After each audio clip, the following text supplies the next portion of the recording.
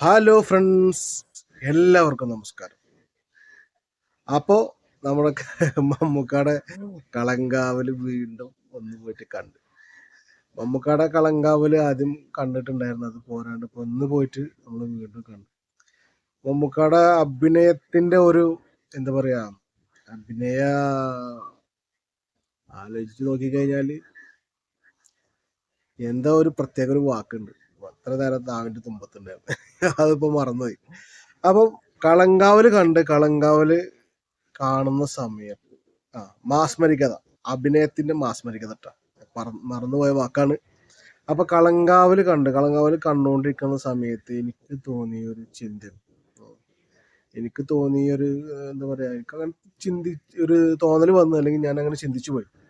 മമ്മൂക്ക അഭിനയിച്ച് മത്സരിക്കുന്നത് മമ്മൂക്കാനോട് തന്നെയാണോ, അല്ലെങ്കിൽ മമ്മൂക്കാനോട് തന്നെയാണ് എന്നാണ് എനിക്ക് തോന്നിയത്. കാരണം മമ്മൂക്കാടെ ബ്രഹ്മയുഗം, അതുപോലെ തന്നെ വിധേയൻ, എല്ലാ കഥാപാത്രങ്ങൾ, അതുപോലെ പാലേരി മാണിക്കത്തിലത്തെ മുരിക്കുന്നത്ത് കുഞ്ഞമതാജി, അപ്പോൾ ആ സംഭവങ്ങളൊക്കെ നമ്മൾ കണ്ടു.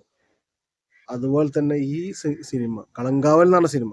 ഈ കളങ്കാവൽ എന്ന് പറയുന്ന സിനിമ മമ്മൂക്ക അഭിനയിച്ചിട്ട് മത്സരിക്കുന്നത് മമ്മൂക്കാനോട് തന്നെയാണ്. കാരണം ഇത്രയും എഫേർട്ട് റിസ്ക് ഒക്കെ എടുത്തിട്ട് ഇങ്ങനെ അഭിനയിച്ച് പ്രതിഫലിപ്പിക്കുമ്പോൾ മമ്മൂക്കാനോട് തന്നെയാണ് മത്സരിക്കുന്നത്. എന്താണ്, മമ്മൂക്ക മത്സരിക്കുന്നത് മമ്മൂക്കാനോട് തന്നെയാണ്. കാരണം ഓരോ സിനിമ കഴിയും തോറും മമ്മൂക്ക വീണ്ടും വീണ്ടും മമ്മൂക്കാനോട് മത്സരിക്കണം, അതിനേക്കാൾ മികച്ചതാവാൻ വേണ്ടിയിട്ട്. അപ്പോൾ മമ്മൂക്ക മത്സരിക്കുന്നത് മമ്മൂക്കാനോട് തന്നെ, അഭിനയിച്ച് മത്സരിക്കണം മനുഷ്യൻ. വല്ലാത്തൊരു സംഭവം തന്നെ കേട്ടോ. വല്ലാത്ത സംഭവം എന്ന് പറഞ്ഞു കഴിഞ്ഞാൽ വല്ലാത്തൊരു സംഭവം. കളങ്കാവൽ എന്ന് പറഞ്ഞ സിനിമ നമുക്ക് എല്ലാവർക്കും അറിയുന്നതാണ്. അത് നെഗറ്റീവ് റോളാണ്, വലിയ കഥാപാത്രമാണ് മമ്മൂക്ക എന്നത്. പക്ഷെ മമ്മൂക്കാനോട് ആ സിനിമ കണ്ടു കഴിഞ്ഞാൽ മമ്മൂക്കാനോട് വെറുപ്പൊക്കെ തോന്നും. കാരണം ആ ജാതി പെർഫോമൻസ് ആണ്. ഒരു വില്ലത്തരത്തിന്റെ എന്താ പറയാ, വില്ലത്തരത്തിന്റെ അങ്ങേയറ്റം എന്നൊക്കെ പറയും. ആ തരത്തിലുള്ള വില്ലൻ റോളാണ് ഈ കളങ്കാവൽ എന്ന് പറഞ്ഞ സിനിമയിൽ മമ്മൂക്ക ചെയ്തു വെച്ചിരിക്കുന്നത്. അതങ്ങനെ കാണുമ്പോൾ നമുക്ക് സത്യം പറഞ്ഞു കഴിഞ്ഞാൽ മമ്മൂക്കാനോട് എന്താണ് ഈ മനുഷ്യൻ കാട്ടിക്കൂട്ടുന്നത് എന്ന് നമുക്ക് തോന്നുമെങ്കിലും മമ്മൂക്കാനോട് ഒരു പ്രത്യേക ഒരു അഭിനയത്തിന്റെ കാര്യത്തിൽ പ്രത്യേക ഒരു താല്പര്യം, അതിനൊരു ഇഷ്ടം. സിനിമ ഇറങ്ങി വരുന്ന സമയത്ത് നമുക്ക് മമ്മൂക്കാനോട് ദേഷ്യം ഉണ്ടാവുമെങ്കിലും മമ്മൂക്കാനെ പറ്റി നമ്മൾ ചിന്തിക്കും.